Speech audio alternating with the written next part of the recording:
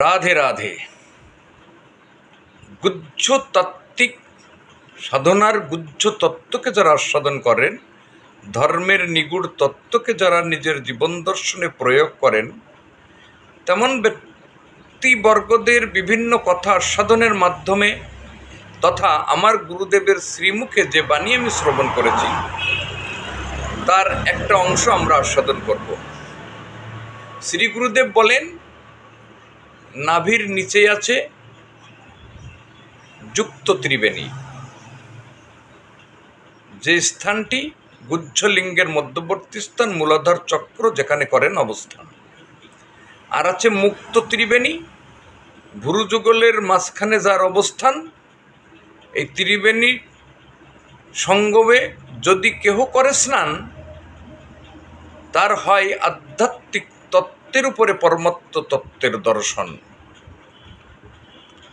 তো মহাজনগণ, নাভির নিচের অংশটাকে বললেন ঘাট নম্বর 1, আর নাভির উপরের যে ঘাট তার নাম দিলেন ঘাট নম্বর 2।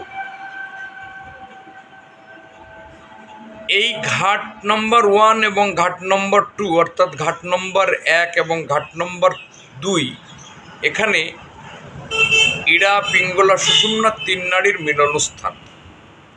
যারা সাধক তারা কোথাও যাত্রার আগে, সর্বোপরি মিলন যাত্রার আগে, মিলন যাত্রা বলতে নারী পুরুষের সঙ্গমের আগে, তারা শ্বাস গ্রহণ এবং প্রশ্বাস নির্গমন এর উপরে নির্ভর করেই তারা মিলন যাত্রায় অংশ নেয়।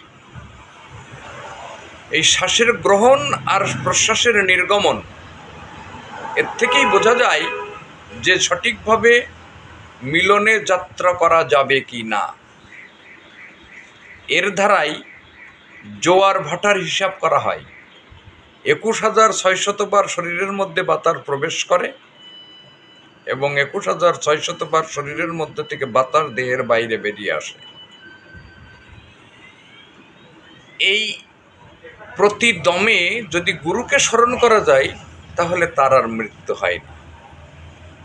এই প্রতি দমের দ্বারাই গুরুকে স্মরণ আবশ্যক, কর্তব্য। ডান নাসিকাকে বলা হয় সূর্য নাড়ি, বাম নাসিকাকে বলা হয় পিঙ্গলা নাড়ি।